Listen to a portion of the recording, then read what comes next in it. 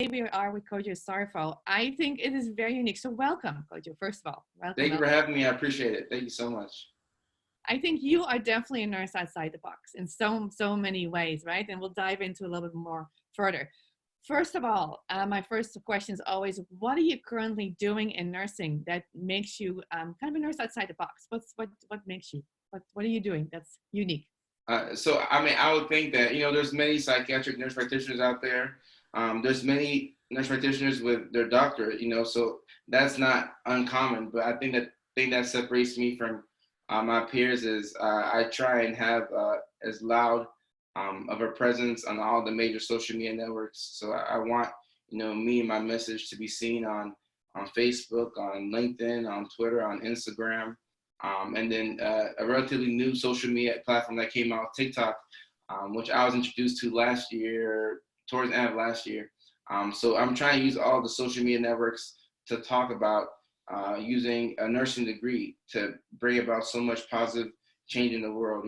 As a nursing professional, you're a healthcare professional, so your opinions matter. So you can influence public policy, on a national and an international level, and at the same time you can change people's perspective on nursing and what the profession can do for you. So that's why I'm on YouTube, and I'm trying to show different parts of my life to show that as a nurse you can not only take care of yourself and have a decent job with a good salary, but you can also provide so much of a positive impact on people. So I try and use all these social media networks to show that, hey, I have one RN degree that I obtained in 2013, and of course I got different degrees on top of that, but it was this one RN degree, and it led me to all these different opportunities. So I try and demonstrate what it's like to be a nurse, and an orthodox nurse at that, on all of these social media platforms. I love that, and I think it's so important.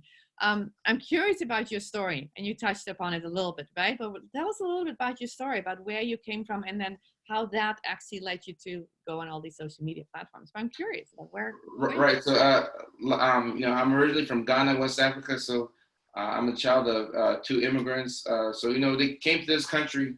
I spent my formative years in Norway, in Europe.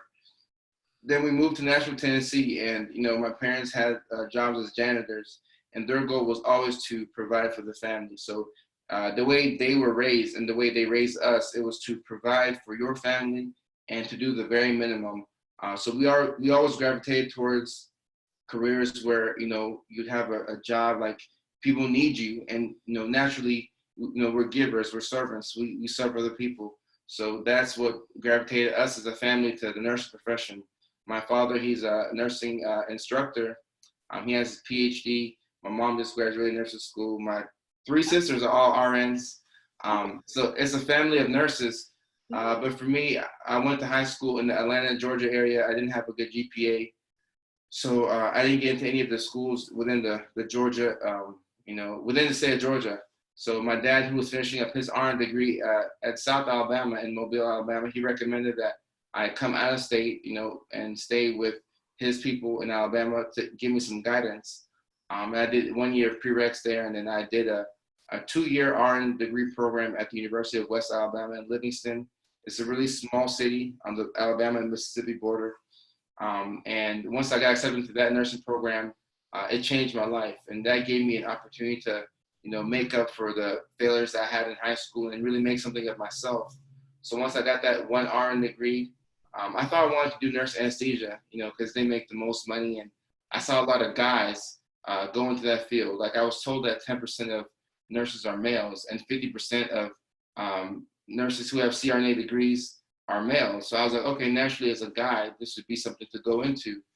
But, one thing led to another, and I took a job at a psych hospital because I thought they were going to pay for my schooling. And I took that job on accident, but I stayed on purpose. So I learned about mental health awareness, and like that was a whole different component of nursing. I didn't even know that was like a thing. Of course, we did, clinicals in school. I did my clinicals in Mississippi where we were at the psych hospital and we learned about all this stuff. But it wasn't until I worked in that environment that I was like, wow, like you can make a career where you blend the nursing with the mental health, and that intrigued me. And that's what led me to get my my DNP as a psychiatric nurse practitioner, and to do that professionally. But there were so many stories that I was seeing in the hospital. And of course, because of HIPAA, we can't like say everything, but I wanted to the same impact that I had within the hospital, helping patients and getting them back, on track. I wanted to make that impact like outside of the hospital. So going to social media and using my voice was like my way to help everybody who's on the outside, because unless you come to like a state mental health hospital, I wouldn't see you, so I couldn't help you. So I try to use the lessons that I could extract from that environment and to put on social media and just promote positivity. So it was difficult finding like, the cadence of how to go about on every network, Facebook, Instagram, LinkedIn, TikTok. But once I kept talking about my story, I found other people who felt the same, people who were struggling with mental health issues, people who were wanting to go into psychiatric nursing, but they were told that you're going to lose your skills. So I got to be like the voice for those people who are like, anxious and worried about that. What does it look like being a psychiatric DNP? Can you give us a tiny little glimpse on what it looks like during a day? What does it look like? What do you do? Yeah, it's pretty interesting. So I work in a forensic unit. So I work within I work within the forensic psychiatry type of setting. So for me, the patients that I have, I work on a unit which is called the NGR unit, which means not guilty by reason of insanity. So the patients that I have are individuals who have committed crimes, but at the time of the offense, they were deemed to be incompetent to stand trial, and they were not guilty by reason of insanity because their mental health condition was what caused them to commit the crime, more or less. So for these individuals, it's my responsibility to make sure that they're on the proper medication, that they're going through treatment, that they're participating in, psychosocial interventions, groups, and all these things. And then we see them through like a conditional release process where they gradually go back into the community, into safe and supervised areas. So like I get in the morning. For example, today was Monday, so there's no real meetings on Monday. My team, we have meetings on Tuesdays, Wednesdays, and Thursdays. So Mondays are a great day for me to come in. Anybody who came in throughout the weekend, read through their chart, look at their diagnosis, look at the medications. I would see the person who's had like a recent medication change first to make sure that there's no side effects. And then I get the charting, and then I do charting to take up almost like the whole day. But I take care of issues as they come. So if somebody's in restraints for whatever reason, you go and take care of that. If somebody's having a side effect for whatever reason, it's kind of like you're putting out fires, like you're a firefighter throughout the day. So trying to balance that with, making rounds and then charting, that's kind of what my day looks like. And sometimes we have to go to court when we petition to, force medications, involuntarily to somebody who might be at risk of harming themselves or others. So every now and then you do have to go to court. And if a case is like pretty big and, a case is making the headlines, you may be subpoenaed to go to court to provide details. So it gets very dicey. And for me, I'm learning so much about it right now. So I lean on the wonderful psychologists and the people that I work with to help me throughout the legal system. Because, when I went to school, I was learning from psychiatric nurse practitioners and psychiatrists who were teaching me about medications and, how to prescribe medications. And then I have to add the legal side to it. So that's like a whole different domain to me that I'm interested in learning about, like as I go, on my day to day. I love it. Wow, that does sound like interesting. I think a lot of people actually don't know that piece, right? About that. Right. Possible for. I'm curious because I want to go back a little bit to this whole social media thing. Have you any flag around it, or is it more like people are like, this is phenomenal, or this is? Oh, I mean, definitely like. I mean, you have to walk a fine line with social media. I know when I first got on TikTok, there was a nurse who, I can't think of her name, but she had a huge profile on TikTok, hundreds of thousands of followers. Now I have 100,000, but back then I had like a small amount.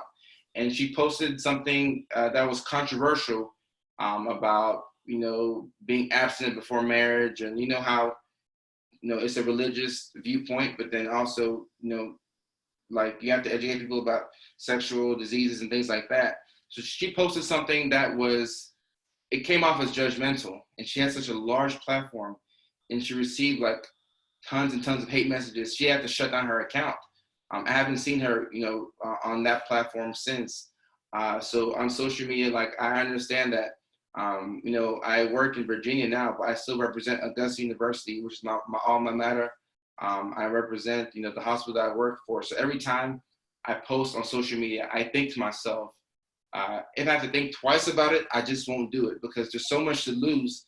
And there's always a way to get the point across without like breaching on something that's kind of like controversial, you know, or at the worst, I'll run it by somebody like my brother or my sisters, you know, who are all in healthcare. And if they're like, hey, coach, I just don't know about this, I would stay away from it because, you know, sometimes you can post something that's benign, but if it's taken out of context, then your opinions all of a sudden are going to represent your university that you taught for, your hospital, and it can get into like a it can get out of hand really fast. So you have to be very careful on social media. No, I totally get that, and you're absolutely right. I'm curious, what's your biggest step for any nurses who are in similar situation, and they say we want to bring more attention to what nursing Right. is doing, what we're doing as nurses, especially right now, right? We're still in Right. COVID-19. What would you say? What's the best thing to do, and how to get started on it, or how to even continue with it, right? Because a lot of us are a little bit on Right. social media, but how did you make it bigger now? Right. So for me, it was a gradual process. So like I had to do things that gradually gave me more confidence. So when I first started as a floor nurse, I was afraid to call, you know, the doctor for an order. I remember being in Macon. I was working at the ICU then. I called a doctor and he chewed me out about something, and I was like, I was just trying to get the answer for something, and you know, and I graduated. I was 20 years old when I was a RN in the ICU unit. So I was young. I was learning on the job. The job was, I mean, quite frankly, overwhelming for me. So after that, I mean, the doctor, like, he knew what he was talking about, but it made it difficult for me to like call him again because I was so scared. Because I didn't want like, you know, him to report to my supervisor and I'd lose my job. So, you know, I had to hash that out with him, and then like I would just learn, and then I would get more confidence. And then I was working the night shift, and on the night shift, you bond with your coworkers, you tell the trade stories back and forth, and they tell you about how they had all these failures, and then, you know, the more you learn, the more you can kind of, you know, put your opinions out there. So I would, you know, on a night shift, we had so much downtime. Sometimes I would talk to my coworkers. I would let them hear my opinions, and then after that, I would maybe make like one small Instagram post, like once a month or something like that, and then I would state my opinion, and I would wait and see how people react to it. And not to say that I want people to feel what I feel, because I don't post something because I want you to agree. I just want to elicit like a reaction out of you that is thought provoking, right? So I would do that, and then gradually over time, you know, I found the best way for me to communicate. So I like being on camera. I like making videos and like dancing on TikTok and all that stuff. But my preferred way to communicate is actually through writing. I love writing, and a lot of people don't know that about me. But writing is cathartic for me. So like I'm good at writing, so I could write an essay or article, and you know, I won't show my face necessarily, but I can write something, and the words will stand and represent like who I am. And then I would see that people would gravitate towards that. So I tried to take that concept of writing and I would put it on Instagram where I post a picture, but it'd be like a long form blog post, you know. So as I saw the reaction to like how people, you know, viewed my stuff, I felt that there were people who felt just like me, but they weren't confident to like put their thoughts out. So I tried to be like a voice for them. And then I saw them, like I would see those same people start to put their thoughts out and kind of do what I was doing. So I just did it, you know, small, you know, little by little and incrementally over time. And that kind of gave me the confidence to like put more of myself out there. But it is still difficult sometimes nowadays to put yourself out there, because you think about how this affect maybe the people who love me, or sometimes your friends don't want to be posted online. So you still juggle with it, but as long as I'm comfortable with putting my story out, then I just proceed. Beautiful, beautiful. What's your favorite platform right now? My favorite platform right now by far is TikTok.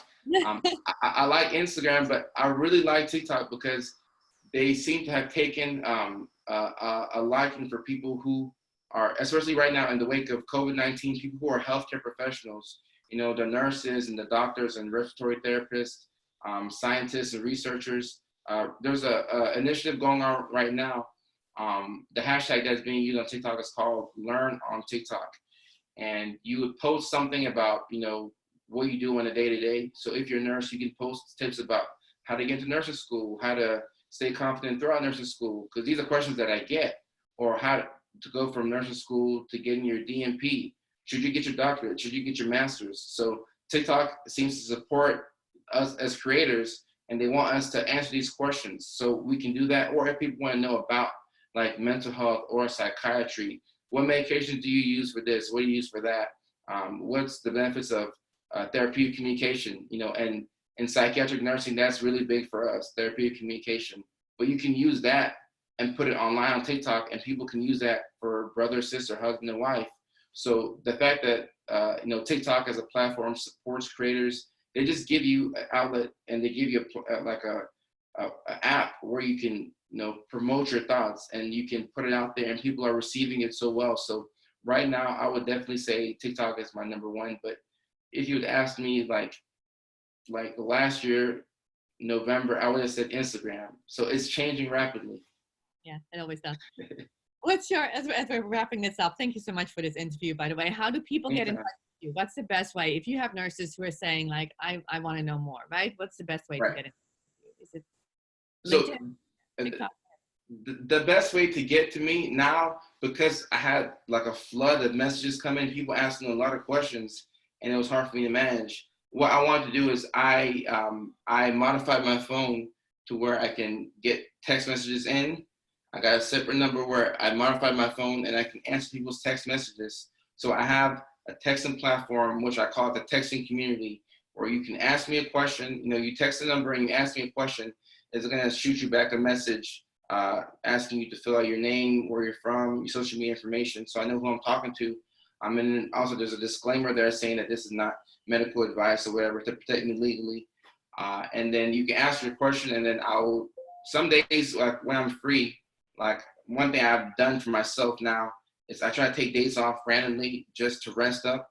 So if I'm free and I'm just relaxing, I see a text message come in, I will answer your text. Or if it's a question that I feel like, you know what, I want to answer this where more people can hear it, I'll go live on Instagram or TikTok, or I'll make a video about it and maybe tag that person so they can see it, and then other people can see it. So that's probably the best way to get to me. And can we put that number down below, or whenever? Oh, yes, we can. It's 678-212-5521. So it's 678-212-5521. Or if that's hard for people to, you know, keep up with, if you type in www.textkojo.com, if you put your number in there, it's going to shoot you a text back automatically. And I didn't even know about this until like January. So like, I love how neat that platform is. So yeah, textkojo.com. You can leave your number in there. It's going to shoot you a message, and then we can be in touch like directly one-on-one. Beautiful. Wonderful. That's an easy way for people to get in touch with you too. Right. Awesome. I love that. www.textkojo.com. Awesome. Right. We'll put that in the comments down below as well for our post. Yes, ma'am. Awesome. So last word a little bit, whatever you want to say. I always say have a special message or a special tip for nurses who are listening, who I'll give the floor to you. What would you say to them, for any nurses who are kind of listening to right now? Right. So for any nurse who's listening, you have a voice. It matters. And, you know, your thoughts, as silly as you may think they are, like somebody out there is probably depending on like the very words that you say. You know, nurses take on many different roles. You know, you're a counselor, you're a therapist, you're a friend, you know, you administer medications, you know, you clean people. You know, you do so much as a nurse. And then like you can be in healthcare policy, where you can advocate for change. You know, as a nurse, you could participate in Congress. So there's so much that you can do as a nurse. And people who have like a nursing degree, even like an associate's RN degree, people don't understand how powerful their voice is. So literally, as a nurse, you can bring about change, not just in the hospital, but outside the hospital. So if you can build yourself up to where you're comfortable putting out your story, there's somebody out there, probably a younger version of yourself, who really needs to hear that. So if you can think of it from that perspective, then just know that whatever you do on social media, it is benefiting people, and it's worth your time. Awesome. Thanks so much, Kojo. This was. Thank you so much. I really appreciate it. You're phenomenal as well, so thank you. And any kind of comments, guys, go below. Find Kojo. If you like something about this, tweet it, text it, write to somebody. Go on TikTok and find you, because it matters. Our voices matter. Your voice matters, and I think together we can make a difference as nurses. Thank you so much. Yes, ma'am. Thank you so much. I appreciate it.